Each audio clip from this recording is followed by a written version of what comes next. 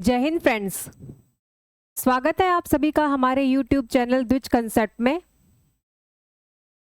तो आपकी पढ़ाई कैसी चल रही है? हमने 6th क्लास की NCERT जिसका हमारा सीरीज चल रही है हमारे अतीत, हम काफ़ी कुछ उसमें पढ़ चुके हैं। आज हम देखेंगे हमारा नया चैप्टर है नए प्रश्न और नए विचार। प्रश्न और विचार, हमने आपसे पहले ही कहा था कि हम जब पढ़ा रहे थे तभी हमने कहा कि हमारे दिमाग में हमेशा प्रश्न उठना ज़रूरी है। क्यों? क्योंकि जिंदा दिमाग का यही लक्षण है, अगर वो सवाल कर सके। लेकिन यहाँ पर जिन प्रश्नों की बात हो रही है वो ऐसे विचारकों की है, ऐसे ज्ञानी पुरुषों की है, जो एक ऐसा वर्ग, अभी क्या होता है कि जब व्यक्ति का पेट भर जाता है और उसकी आर्थिक समस्याएं दूर होने लगती हैं धीरे धीरे, तो अब क्या होता है, मानसिक स्तर पर, वैचारिक स्तर पर एक परिवर्तन होता है जिसमें हम नए नए प्रश्नों को खोजने का प्रयास करते हैं। और जैसा समाज होता है वैसे ही धर्म भी अपना रूप बदलता है। ये हमने बताया था आपको इसके पहले कि धर्म क्या होता है, उसे एक परिवेश चाहिए होता है। और हम आपको महाजनपद काल पढ़ा चुके हैं जिसमें आपने देखा कि कैसे शहरों का निर्माण हो गया, जिसमें द्वितीय शहरीकरण हुआ, नए नए नगरों का निर्माण हुआ, नए नगर बसाए गए। और आपको हमने ऋग्वैदिक काल में भी बताया था कि वर्ण व्यवस्था के अंतर्गत क्या हो रहा था, 4 वर्णों में समाज को बांटा गया था जिससे समाज एक सुचारू रूप से चल सके। और आपको हम बताएं कि चारों वर्णों में क्या हो रहा था, सबका विकास हो रहा था। तो ऐसा नहीं है कि जो नीचे के 2 वर्ण थे उनका विकास नहीं हुआ। शूद्र भी अब क्या होने लगे, व्यापारी बन गए। तो अब एक तरीके से सभी जितने भी लोग वहां रह रहे थे सबके जीवन में एक स्थायित्व आ गया। और समय के साथ साथ हमने आपको बताया कि कोई भी धर्म एक अच्छी भावना के साथ प्रारंभ होता है, लेकिन समय के साथ साथ उसमें कुछ कुरीतियां आकर जुड़ने लगती हैं, जिससे क्या होता है, कुछ समस्याएं खड़ी होने लगती हैं।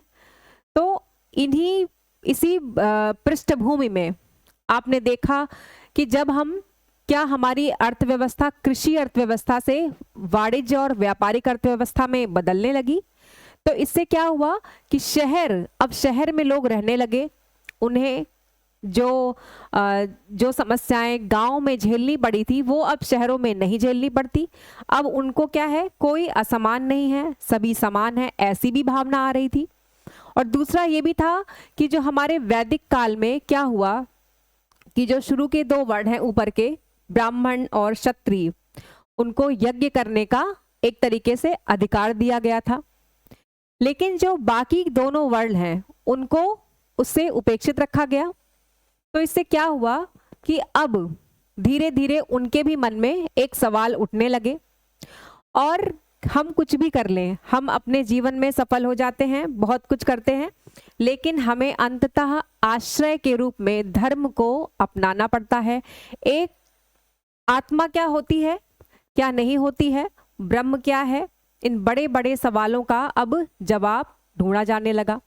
तो अब क्या हुआ कि नए नए विचारक भी पैदा होने लगे, जिसमें जो सबसे महान विभूति जिनको हम जानते हैं, जिन्हें हम भगवान बुद्ध या गौतम बुद्ध के नाम से जानते हैं, आज आप उन्हीं के विषय में इस चैप्टर में पढ़ेंगे। तो आप देखिए, अपने इस चैप्टर को एक बार देख लीजिए, आप ही की किताब है। आज हमने सिर्फ चर्चा करने का विषय ये ज़्यादा है, ज़्यादा नोट्स वगैरह बनाने में कोई हमें लगता नहीं कि ज़रूरत पड़ेगी। और आप देख लीजिए इसे, हम इस पर बात करेंगे, चर्चा करेंगे कि क्या है। पर जितना कि इस किताब में दिया हुआ है आपके इस अध्याय में, हम अपनी सीमा में रहकर ही चर्चा करेंगे। हमने आपसे पहले ही कहा था। क्यों? क्योंकि ये जो टॉपिक हैं ये ऐसे हैं जो आगे आपको फिर मिलेंगे, और तब बड़े स्तर पर इस पे बात भी हो पाएगी। क्योंकि हमें लगता है कि अभी आप 6 क्लास के बच्चे हैं, 6 क्लास में पढ़ते हैं, तो आपके लिए ये प्रश्न बहुत ही बड़े हो जाएंगे। तो जितना इसमें दिया है हम उतनी ही चर्चा करेंगे कि कौन है बुद्ध, ये जानते हैं हम। इसमें जो भी बातें, उपनिषद क्या है, ये सब हम आपको आज बताएंगे। तो चलिए चलते हैं। गौतम बुद्ध,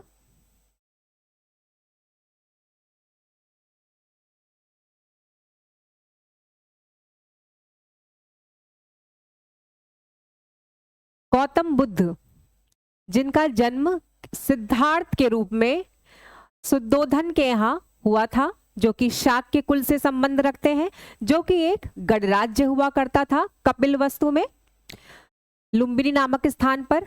और क्या है कि जब गौतम बुद्ध का जन्म हुआ, अभी हम उन्हें सिद्धार्थ के नाम से जानते हैं, क्योंकि हमने कहा जो ज्ञानी होता है, जो ज्ञान प्राप्त कर लेता है, वो बुद्ध बन जाता है। तो अभी क्या है, ये सिद्धार्थ हैं, राजकुमार हैं, जिनके जन्म के समय ही एक ज्योतिषाचार्यों के कुछ समूह ने भविष्यवाणी कर दी थी कि ये बालक या तो एक सफल राजा बनेगा या एक महान सन्यासी बनेगा। तो जैसे कि हर पिता को ये दुख, एक ये चिंता सताती है कि हमारा बेटा जो कि राजमहलों में पैदा हुआ वो सन्यासी कैसे बन जाएगा, तो हम ऐसा नहीं होने देंगे। लेकिन नियति को कोई नहीं बदल सकता, चाहे हम कितने भी प्रयास कर लें। और सिद्धार्थ के साथ भी वही हुआ। उन्हें एक तरीके से पूरे राजसी ठाट बाट में एक विलासिता वाला जीवन उनके पिता ने प्रदान किया, और उन्हें महल से बाहर निकलने में, मतलब उनके महल में इतनी सुविधाएं दे दी कि उन्हें पता ही नहीं था कि इसके बाहर भी कोई दुनिया है। कम उम्र में उनका विवाह भी करा दिया गया, और जितने भी सुख सुविधाएं एक महल में होनी चाहिए उससे भी ज़्यादा उन्होंने अपने बेटे को प्रदान की। और उन्हें लगा कि जब इसे सन्यासी, कोई सन्यासी उनके आसपास, उन्होंने आज तक सन्यासी देखा ही नहीं था कि क्या होता है। लेकिन मैंने आपसे कहा कि होने को टालना आसान नहीं होता।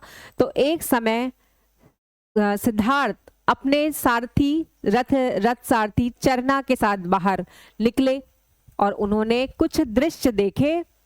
जो दृश्य उन्होंने देखे वो दृश्य हम भी देखते हैं और रोज देखते हैं, लेकिन बात होती है कि जिसने देखा वो बन गया, और जिसने नहीं देखा वो अभी भी अपने अस्तित्व को प्राप्त नहीं हो पाया। तो उन्होंने कौन कौन से दृश्य देखे? उन्होंने 4 दृश्य देखे, जिसमें आप चाहें तो लिख लें, नहीं तो कहानी की तरह सुने। तो आप लिख ही लीजिए। 4 दृश्य देखे, जिसमें उन्होंने सबसे पहले क्या देखा? एक वृद्ध व्यक्ति को देखा। फिर उन्होंने एक बीमार व्यक्ति को देखा।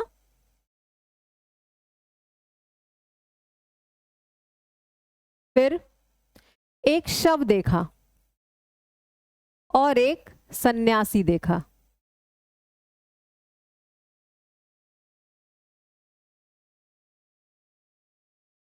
ये दृश्य उन्होंने देखा और हम भी रोज देखते हैं। लेकिन क्या था कि उन्होंने दुख तो कहीं देखा ही नहीं था। तो उनके दिमाग में ये बात जाकर बैठ गई, और उन्होंने अपने सारथी से भी पूछा कि ये कौन लोग हैं। उन्होंने परिचय भी दिया, और सबको उन्होंने देखा कि एक वृद्ध व्यक्ति है वो भी दुखी है, बीमार व्यक्ति है वो भी दुखी है, और मृतक शरीर को जब देखा तो देखा कि उस मृतक व्यक्ति के जो उसके परिजन हैं वो भी बहुत दुखी हैं। लेकिन जब उन्होंने सन्यासी को देखा तो उन्होंने देखा कि इनके चेहरे पर तो दुख नाम की कोई लकीर भी नहीं है। मतलब ऐसा फकीर जिसके पास पाने के लिए पूरी दुनिया और खोने के लिए कुछ भी नहीं था। फिर उनके दिमाग में ऐसी बात आई, तो उन्होंने क्या हुआ कि कुछ समय बाद उन्होंने अपना गृह त्याग कर दिया, और तब वो एक सत्य की खोज में निकल गए, ज्ञान की खोज में। और भटकते हुए उन्होंने तमाम गुरुओं से दीक्षा ली और उनसे ज्ञान प्राप्त किया, लेकिन उनको जो भी समझ में आया उन्होंने अपने हिसाब से ही चीज़ों को ढूंढने का प्रयास किया। तो तो फिर इसके बाद क्या होता है, उन्हें बोध गया में ज्ञान की प्राप्ति होती है। और इसके पहले उसे गया कहा जाता था, लेकिन बुद्ध को वहां ज्ञान की प्राप्ति हुई, इसलिए उस स्थान का नाम बोध गया पड़ गया। और उसके बाद गौतम बुद्ध सिद्धार्थ बन गए गौतम बुद्ध। और वो सिर्फ एक सन्यासी ही नहीं बल्कि नव धर्म प्रणेता के रूप में उन्होंने अपना नाम दर्ज कराया, जिसे आज पूरा इतिहास जानता है। और हम सभी उनको इसी भाव से जानते हैं कि जिन्होंने नया धर्म चलाया। आगे चलकर उन्होंने सारनाथ में प्रथम शिक्षा दी अपने 5 क्या कहते हैं कि विद्यार्थियों को। इसके बाद उन्होंने अपनी शिक्षा का विस्तार किया और लगातार वो 16 महाजनपदों में इधर उधर घूमते रहे और अपनी शिक्षा का उन्होंने विस्तार किया। बड़े बड़े लोगों ने उनसे दीक्षा ग्रहण की। धीरे धीरे वो एक संघ के रूप में परिवर्तित हो गया, उनका जो शिक्षा का एक स्थान था, और धीरे धीरे बौद्ध धर्म का प्रसार हुआ। लेकिन इसके पीछे जितनी मैंने आपसे कहा कि धर्म को एक परिवेश की आवश्यकता होती है, बिना उसके बहुत दिनों तक चलना मुश्किल हो जाएगा। जैसा कि मैं बताऊं, मैंने आपको बताया इनका जन्म कहाँ हुआ था, शाक्य कुल में, और जिसकी वजह से इन्हें शाक्य मुनि भी कहा जाता है। और शाक्य कुल या शाक्य जो वंश था वो एक गणतंत्रात्मक एक तरीके की व्यवस्था थी वहां की राज्य की। तो इन्हें पता था कि व्यक्ति के गणतंत्र होने का मतलब कि उसकी व्यक्तिगत सोच का भी कुछ महत्व होता है, उन्हें ये पता था। और सबसे बड़ी बात कि वो ऐसे घर में जन्मे थे, ऐसे राजा के घर में जन्मे थे जिससे उन्हें पता था कि वैभव क्या होता है, माया क्या होती है। अब अगर आप पूछिए किसी ऐसे व्यक्ति से जिसने कभी धन देखा ही ना हो और वो ये कहे कि मुझे माया से कोई मतलब नहीं है, तो बात प्रश्न करने वाली होगी कि क्या आपने माया को देखा है जो आप ऐसी बात कर रहे हैं। लेकिन सिद्धार्थ ने, जब वो सिद्धार्थ थे तो उन्होंने माया का बहुत ही विकराल स्वरूप देखा था। तो उस समय उनका त्याग करना एक तरीके का उदाहरण भी सिद्ध करता है। उन्हें लगा कि हमें जीवन में किसी भी प्रकार की ये तो सब चीजें क्या हैं, व्यर्थ हैं, और असली चीज क्या है, अपना ज्ञान। तो उन्होंने दुख को बताया कि क्या है, दुख के कारण है। और सबसे बड़ी बात, उस समय ऐसा परिवेश भी हो गया था, जैसे कि मैंने आपको बताया कि वैदिक काल में कुछ आगे चल कर के चारों जो वेद हैं उसके अंतर्गत यज्ञ होते थे, जिसमें कि आपको मैंने बताया कि शूद्रों को और व्यापारी वर्ग को भी इतना ज़्यादा महत्व वहाँ नहीं मिलता था। लेकिन जो बुद्ध का दर्शन था उसमें क्या था, सभी के लिए स्वागत था, उसमें कोई भेदभाव नहीं था। तो इस तरीके से क्या हुआ कि उन्हें भी लगने लगा, उन वर्गों को भी लगने लगा कि हमारे जीवन में भी कोई धर्म आ सकता है और हमें भी एक आश्रय की आवश्यकता है। और ये आज भी सत्य है। हम भौतिक वस्तुओं का कितना ही उपभोग कर लें, हम कितनी ही पराकाष्ठा पे चले जाएं, लेकिन एक समय के बाद हमारे भी दिमाग में ये प्रश्न उठता है कि इसके बाद क्या, इस जीवन के बाद क्या है। तो हमने आपको बताया था कि कैसे हमारे पूर्वजों ने बहुत पहले, जब मैंने आपको फर्स्ट सेकंड चैप्टर में पढ़ाया, जिसमें आपको हमने बताया कि मृत्यु की संकल्पना एक तरीके से उनके दिमाग में आने लगी थी। लेकिन अब परिवेश बदल चुका था, लोग शिक्षा भी ग्रहण कर रहे थे। अब उन्हें धीरे धीरे जब एक नया ऐसा धर्म मिलने लगा जिसके अंदर कोई भेदभाव नहीं था, तो लोग ज्यादा से ज्यादा उसमें जुड़ने लगे एक तरीके से। और अभी क्या था, और दूसरी बात कि वैदिक कालीन जो यज्ञ हुआ करते थे उसमें बड़ी मात्रा में पशु बलि दी जाने लगी, जीवों की हत्या बढ़ने लगी। तो जिससे क्या होता था कि कृषि कार्य में आपने देखा है कि पशुओं की कितनी ज्यादा आवश्यकता होती थी। एक तरीके से पशुपालन अर्थव्यवस्था ही हो गई थी, पशु धन के रूप में जाना जाता था, हमने आपको पहले बताया था। लेकिन अब क्या है, बलि प्रथा की वजह से पशुओं का अकाल पड़ने लगा धीरे धीरे। और इनकी शिक्षा का क्या केंद्र था, अहिंसा। और ये खास उन्होंने कहा था कि जीवों की हत्या नहीं करनी चाहिए, हमें उनका उसी प्रकार आदर करना चाहिए जैसे कि हम किसी मनुष्य का करते हैं। तो इससे क्या हुआ, लोग समझने लगे कि नहीं, हमें इस धर्म को अपनाना चाहिए। ये भी देखा। और सबसे बड़ी बात कि शहरी अर्थव्यवस्था के अंतर्गत जो परिवर्तन हुए उसमें बौद्ध धर्म ने बहुत प्रसार किया। तो जो शहरों में लोग रहते थे वो प्रभावित भी होने लगे। और एक तरीके से ये भी कहा जाता है कि ये इस धर्म का थोड़ा नकारात्मक पक्ष भी हो गया, जिसकी वजह से बहुत ज़्यादा भारत में बौद्ध धर्म का प्रसार नहीं हो पाया। क्यों? क्योंकि ये शहरी जीवन के आसपास ही रहकर सिमट कर रह गया।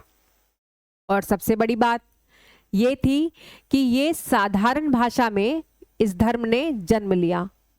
भगवान बुद्ध ने प्राकृत भाषा में, जो कि वहाँ की सामान्य भाषा हुआ करती थी, जैसे कि आज देखते हैं कि हमारी भाषा हिंदी है, जिसमें हम साधारण से साधारण लोग उस भाषा में बात कर सकते हैं, समझ सकते हैं, वैसे ही वहाँ की प्राकृत भाषा हुआ करती थी। और वेद संस्कृत में होते थे, तो वो लोगों को समझ में भी नहीं आते थे, और कुछ लोग उसके लिए उनको आज्ञा भी नहीं थी। वहाँ पर सिर्फ जो है ऊपर के वर्ग ही वहाँ पर आहुति दे सकते थे, वहाँ के यज्ञ कार्यों में भाग ले सकते थे, शिक्षा ग्रहण कर सकते थे।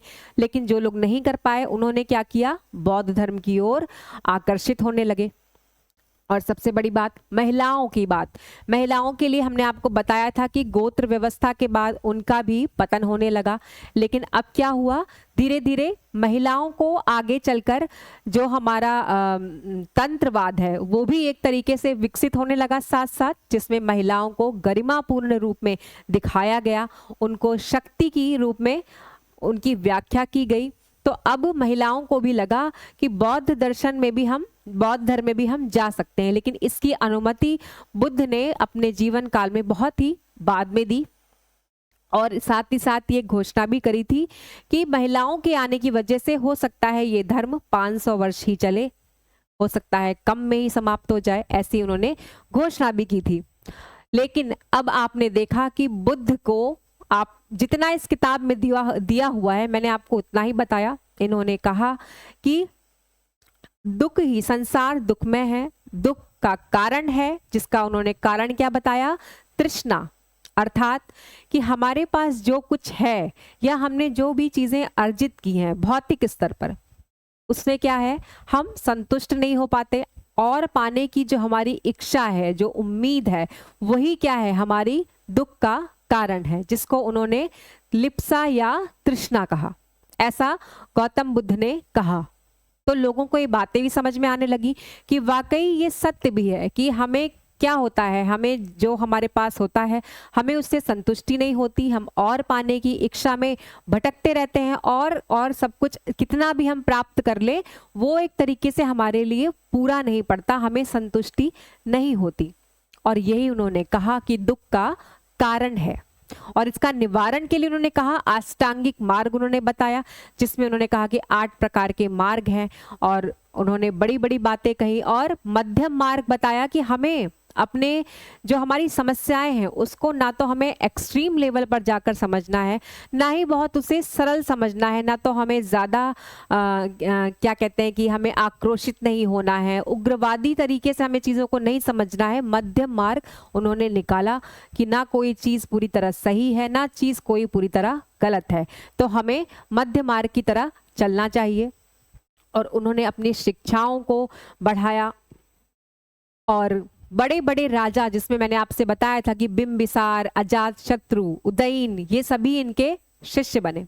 आगे चल के अशोक ने क्या किया, बौद्ध धर्म को और भी विस्तार दिया, जबकि तब बुद्ध की मृत्यु हो चुकी थी, लेकिन फिर भी उन्होंने क्या किया, उनकी जो शिक्षाएं थी और उनके जो भ्रमण करने की जो प्रक्रिया थी, आगे इस चैप्टर में आपको बताएंगे, उन्होंने उसे एक तरीके से इमारत के रूप में हमारी कलात्मक शैली को आज भेंट दी है। तो आपने देखा कि बुद्ध ने और बुद्ध के समकालीन जैन धर्म ने क्या हुआ उस वक्त मैंने आपको बताया कि जब व्यक्ति का पेट भरा होता है तो उसके लिए एक कौतूहल के जो विषय होते हैं उन पर वो चर्चा करने का प्रयास करता है और आध्यात्मिक स्तर पर वो सोचने का भी प्रयास करता है, जिसमें कुछ ऐसे प्रश्न थे जिनको सभी लोग ढूंढ रहे थे और जिसकी चर्चा बुद्ध ने भी की। इसमें सिर्फ उनका नाम है तो आप नाम ही जानिए, इसके आगे हम जब 12th क्लास के एनसीईआरटी पढ़ेंगे तो हम वहां चर्चा करेंगे। तो उन्होंने क्या क्या बताया देख लीजिए आप, किन किन प्रश्नों पर चर्चा हुई। चर्चा तो क्या, एक तरीके का नाम लिया है माया। इन चीजों पर सभी ने चर्चा की। माया क्या है, ब्रह्म क्या है, मृत्यु क्या है,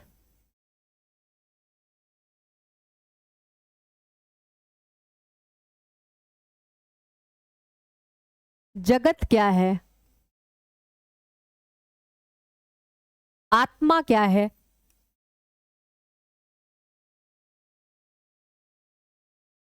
ईश्वर क्या है।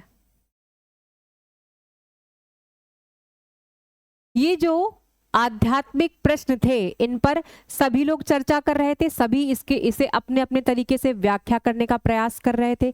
इसी में हम आपको आगे बताएंगे कि हमारे 6 कौन से दर्शन थे जिन्होंने इस पर बात करी।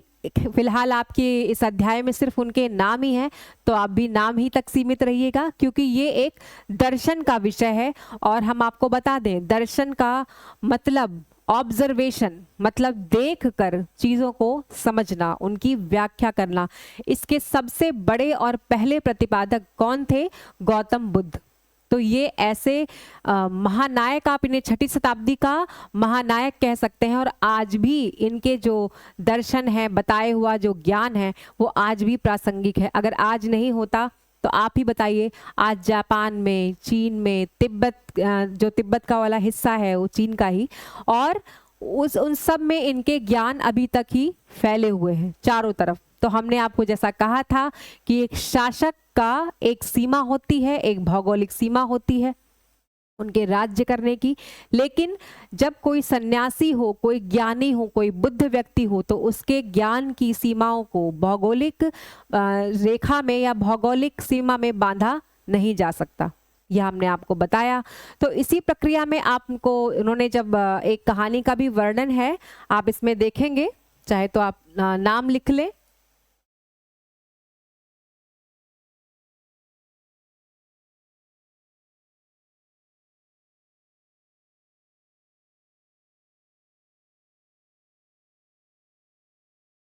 किस्सा गौतम।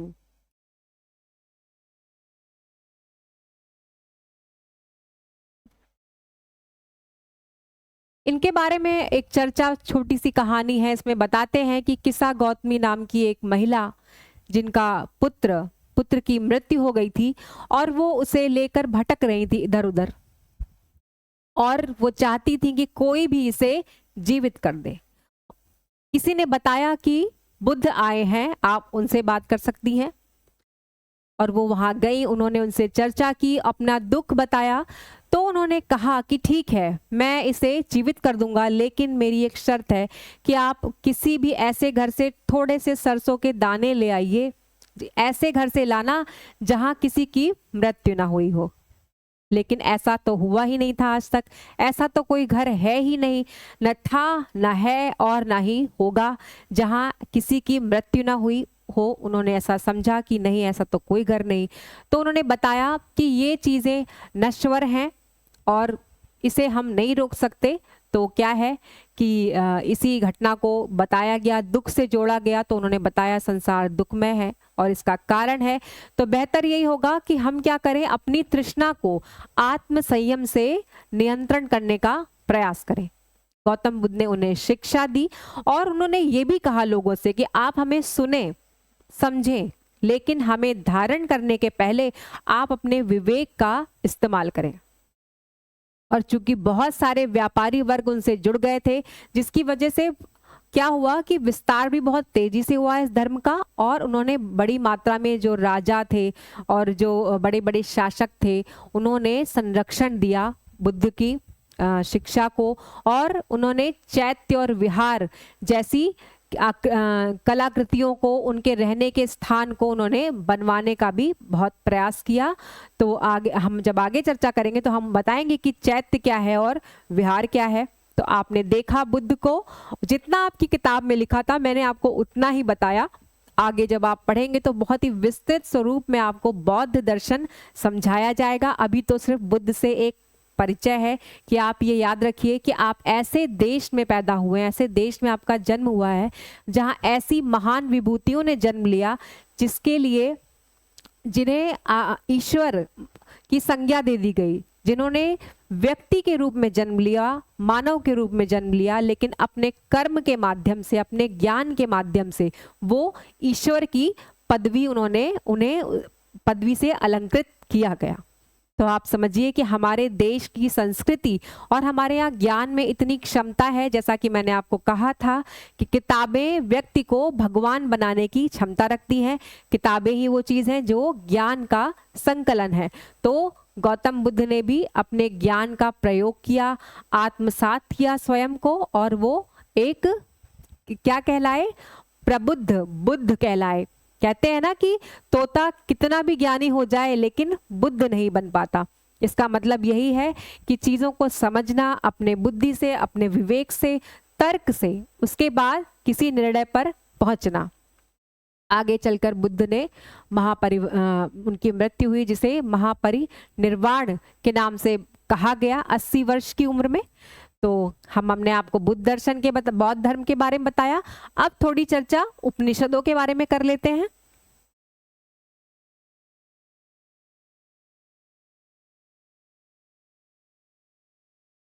उपनिषद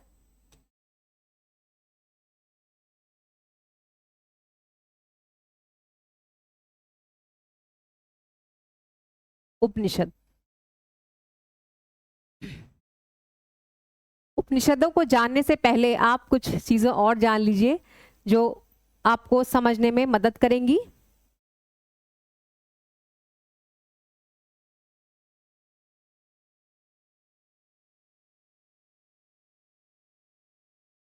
हम लिखें फिर चर्चा करते हैं।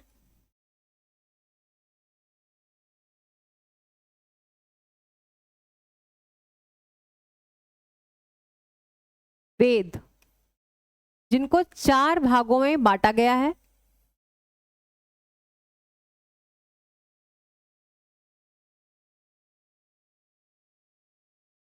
संहिता, ब्राह्मण,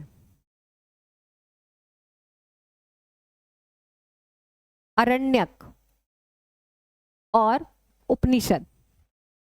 जो हमारे वेद थे उनको ही 4 भागों में विभक्त किया गया, जिसमें आप देखिए संहिता, जिसमें जो प्रार्थनाएं थी, जो स्तोत्र थे, उनका वो संग्रह था। ब्राह्मण, यज्ञ की विधियां कैसे होंगी, यज्ञ कैसे कराए जाएंगे, कौन कौन से मंत्रों का उच्चारण होगा, उसकी पूजा विधि क्या होगी, आहुति कैसे दी जाएगी, ये सारी चीजें ब्राह्मण जो उसका भाग है उसमें बताया गया। और आगे चलकर जो लोग इसका एक तरीके से इस प्रक्रिया को करवाते थे उनको ही आगे ब्राह्मण कहा गया, और उन्होंने ही एक वर्ग के रूप में ब्राह्मण के स्थान को क्या किया, ग्रहण किया। अब देखेंगे आप अरण्यक, इसके बारे में ये बात कही गई है कि जो लोग जंगल में रहते थे, जो सन्यासी जंगलों में रहा करते थे, उनका जीवन कैसा हो, उनका नियम कैसा हो, ये चीजें इसमें बताई गई। और फिर आता है उपनिषद। उपनिषद को ही वेदों का अंतिम भाग कहा जाता है, जिसे वेदांत भी हम कह सकते हैं। ये बात आप समझ लीजिए। तो जो हमारे वेद थे, इन्हों को ऐसा कहते हैं कि वेदों को किसी ने नहीं लिखा। ऐसी तमाम मान्यताएं कि वेद को किसी एक व्यक्ति ने नहीं लिखा है, ये अपौरुषेय है, ये ईश्वर द्वारा रचित है, ऐसा कहते हैं।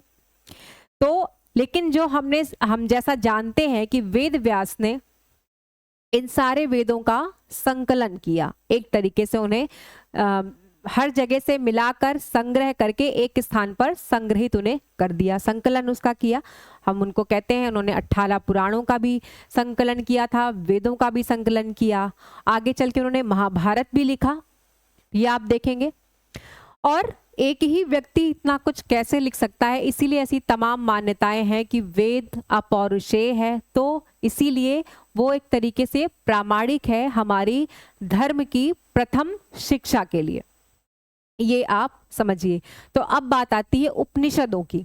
तो अब क्या है, उपनिषद का अर्थ होता है गुरु के समीप बैठना, गुरु के समीप बैठना। देखिए, वैसे तो उपनिषद बहुत प्रकार के हैं, लेकिन मुख्यतः ये 108 इनकी संख्या मानी जाती है। और उपनिषदों को बारे में एक ऐसा कहते हैं कि हम, क्या होता था कि वेद संस्कृत में लिखे गए थे, और वो भी आज की संस्कृत नहीं, पहले की वैदिक संस्कृत में उसकी भाषा थी। तो इसमें कहते हैं कि वो सब लोग पढ़ने में, पढ़ना तो था ही नहीं खैर उस वक्त, बाद में, और उसको हम सब लोग समझने में असमर्थ रहते थे, और बिना गुरु के समझना तो और भी मुश्किल बात थी।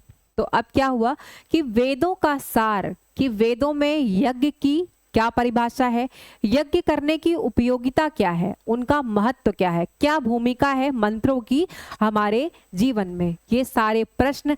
इसके अलावा जो मैंने आपको प्रश्न आगे दिखाए थे, वो एक कॉमन प्रश्न है जिसको सभी लोग उस वक्त ढूंढ रहे थे, ये माया, जगत, मृत्यु, ब्रह्म, ये सारे शब्द, ये सारे सुनने में लग रहे हैं शब्द हैं, लेकिन ये दर्शन के बहुत बड़ी बड़ी, एक तरीके से आप समझिए कि मान्यताएं हैं, सूत्र हैं, जिनका अध्ययन अगर आप दर्शन शास्त्र पढ़ेंगे तो उसमें आपको बताया जाएगा।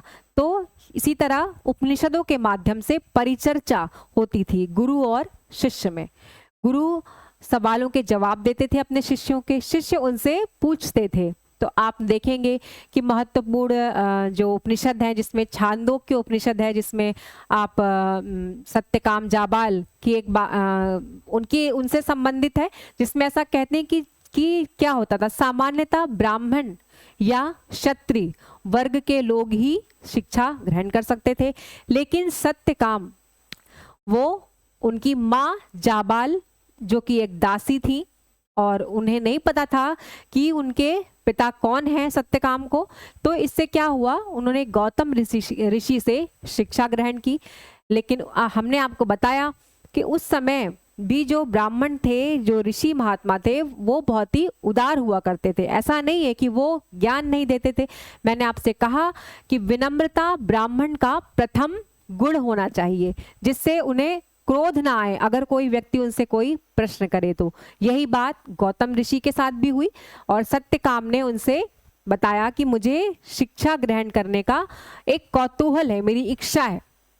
उन्होंने उनसे पूछा कि तुम्हारे पिता का क्या नाम है, उन्हें नहीं पता था, और फिर उन्होंने ये जानते हुए भी उन्हें शिक्षा दी। और सत्यकाम जाबाल इसके अपवाद हैं। किसके अपवाद हैं? कि जो शिक्षा सामान्यतः उच्च वर्गों को दी जाती थी, जिन्हें हम आर्य कहते हैं। आर्य का मतलब होता है श्रेष्ठ। आर्य के अलावा जिसे शिक्षा दी गई वो सत्यकाम जाबाल थे, जिनका वर्णन छांदोग्य उपनिषद में है। आपने आप और भी कुछ महत्वपूर्ण उपनिषद हैं, जिसमें मुंडकोपनिषद है, कठोपनिषद है। आप देखेंगे कि क्या है, नचिकेता और यम का संवाद हो रहा है, किस पर? इन्हीं प्रश्नों पर जो हमने आपको बताया। आप चाहें तो इसे लिख लें।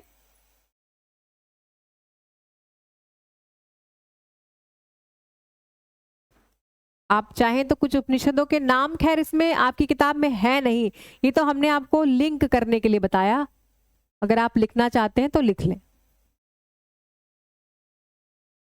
उपनिषदों में।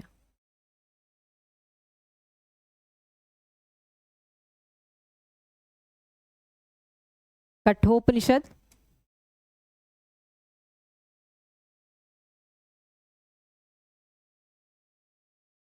नाम लिखते हैं फिर बताते हैं। मुंडकोपनिषद,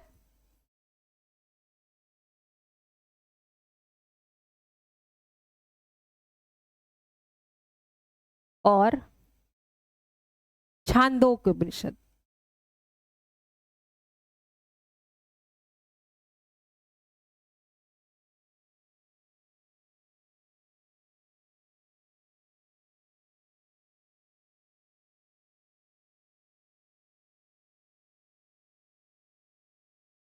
छांदोग्य उपनिषद।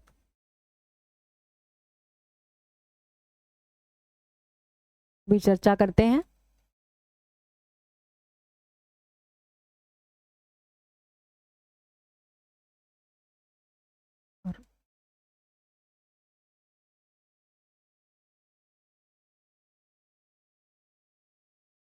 चलिए हम चर्चा करते हैं।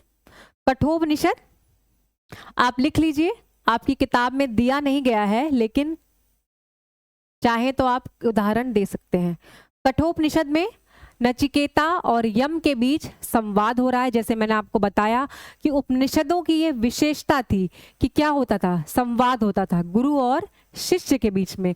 तो एक तरीके से ये एक परंपरा चली आ रही है कि गुरु और शिष्य समीप बैठकर किसी भी प्रश्न का उत्तर, प्रश्न और उत्तर कर सकते हैं। तो नचिकेता और यम ने इन्हीं प्रश्नों पर संवाद किया, जिसमें नचिकेता उनसे पूछते हैं मृत्यु के बारे में, मृत्यु क्या है, मृत्यु के बाद क्या होता है। ऐसे ऐसे सवालों के जवाब इसमें दिए गए। और आगे आप देखेंगे कि मुंडकोपनिषद में हमारा जो सत्यमेव जयते, ये यहीं से लिया गया है। आप इसे लिख लीजिए, कहीं सवाल भी आते हैं तो आप इसके जवाब दे सकते हैं। और जैसे कि मैंने आपको छांदोग्य उपनिषद में बताया, सत्यकाम जाबाल की कथा बताया मैंने क्या था। तो उपनिषदों के बारे में हमने आपको बताया कि उपनिषद क्या है, वेद को ही का ही भाग है और इन्हें ही वेदांत भी कहा जाता है। लिख लीजिए, वेदांत।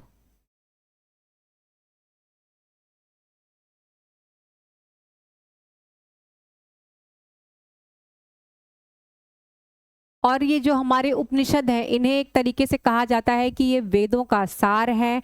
और इसमें दर्शन के स्तर पर ये दार्शनिक जो प्रश्न हैं, जो हमने आपको बताया, ब्रह्म, माया, मृत्यु, ईश्वर, जगत, इन सब प्रश्नों का इन्होंने इसी में वर्णन है। इन्हीं उपनिषदों के माध्यम से इस पर चर्चा की गई है। एक तरीके से वेदों को फिर से खंगाला गया है कि, और हम ये भी कहेंगे कि वेद जो है उसमें बहुत ज़्यादा इन पर बात नहीं हुई है, दर्शन के लेवल पर नहीं हुई है। एक धर्म होता है और एक दर्शन होता है। हम सभी के जीवन का भी एक दर्शन होता है, कोई ना कोई ऐसा विचार होता है जो हमारे ऊपर हावी होता है, जिससे हम क्या होते हैं, हमारा पूरा जीवन उससे ही संचालित होता है। जैसे कि हम ईश्वर को मानते हैं कि नहीं मानते। अब आगे आप देखेंगे हम जगत क्या है, हम जिस जगत में रहते हैं वो नश्वर है कि उसका कोई अस्तित्व है। इन बड़े बड़े प्रश्नों का उत्तर आपको आगे की कक्षाओं में दिया जाएगा, लेकिन अभी के लिए आप इतना ही समझिए। तो हम जब आगे अगली क्लास में मिलेंगे तो हम आपको बताएंगे कि कौन से भारत के 6 दर्शन हैं, और इनको हम बताएंगे कि कौन से आस्तिक हैं और क्या नास्तिक हैं, हम ये भी बताएंगे। हालांकि उसमें सिर्फ नाम दिए हुए हैं आपकी किताब में, आपके अध्याय में, और उनके प्रवर्तक कौन है, सिर्फ इतना ही बताया गया है। आगे हम चर्चा करेंगे जैन धर्म के बारे में, जो कि बौद्ध धर्म के ही समकालीन है। और बौद्ध और जैन ये दोनों दर्शन किसके साथ साथ चल रहे हैं, वेदों के, यानी कि वैदिक कालीन जो रीति रिवाज थे उसके ही साथ चल रहे हैं। हम ये नहीं कहेंगे कि ये उनके विरोध में उत्पन्न हुए थे, हम ऐसा नहीं कहेंगे, क्योंकि विरोध जैसी कोई चीज नहीं है। आप देखेंगे एक बार तो 6ठी शताब्दी, 6ठी शताब्दी में क्या होता है, एक बार एक तरीके से नए धर्म सुधार होते हैं। आप लिखिए नए धर्म सुधार, या तो धर्म सुधार लिख लीजिए। कब कब हो रहा है,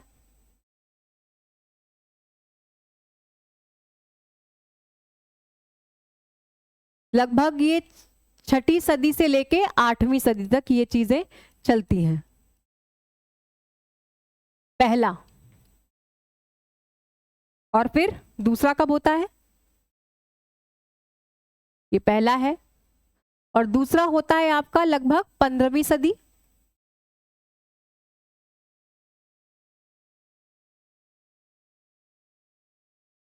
पंद्रहवीं सदी में जब इस्लाम का आगमन हो रहा होता है।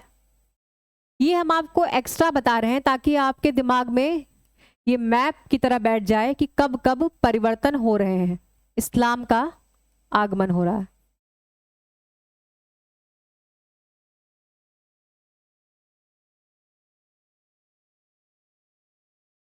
इस्लाम का आगमन।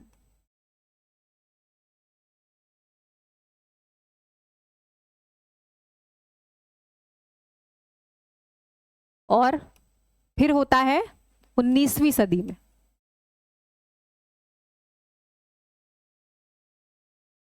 जब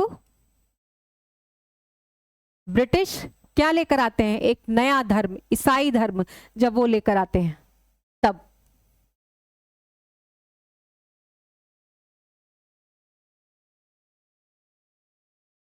आप देखेंगे कि हमेशा से धर्म सुधार एक न एक बार होता रहा है। कब?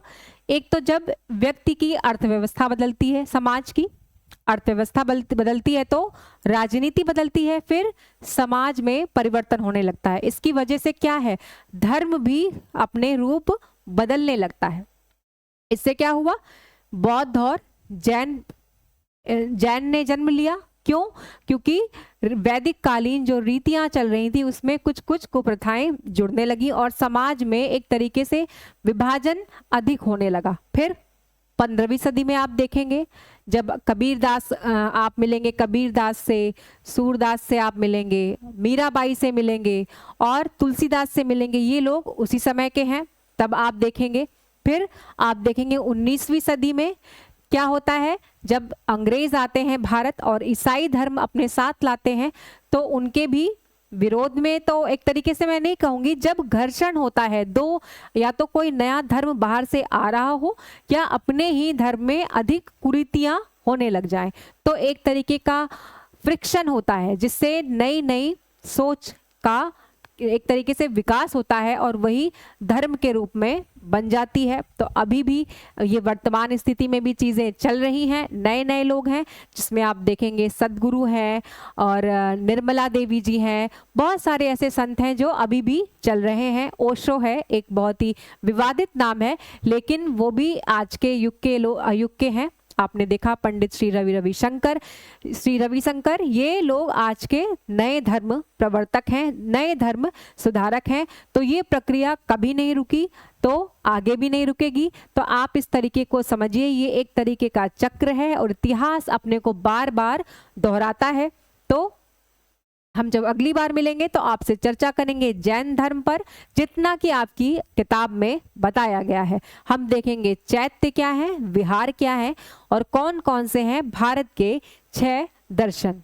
तो आप क्लास को करते रहिए। कोई समस्या हो तो आप हमसे पूछ सकते हैं और अपनी चीज़ों को आप एक बार जब मैं आपको बताऊं तो उसके बाद आप फिर से पढ़ भी लिया करिए। इससे क्या होगा कि आपको चीज़ें याद हो जाएंगी और बार बार आपको रिवीजन तो करना पड़ेगा, लेकिन एक बार एक छोटा सा नोट्स बना लीजिए तो बार बार आपको समस्या नहीं होगी। ऐसा नहीं लगेगा कि इतिहास कोई ऐसी चीज़ है जिससे आपको बहुत सी चीज़ें याद करनी पड़ रही है, आपको समझ नहीं आ रहा है। तो ये एक प्रक्रिया है।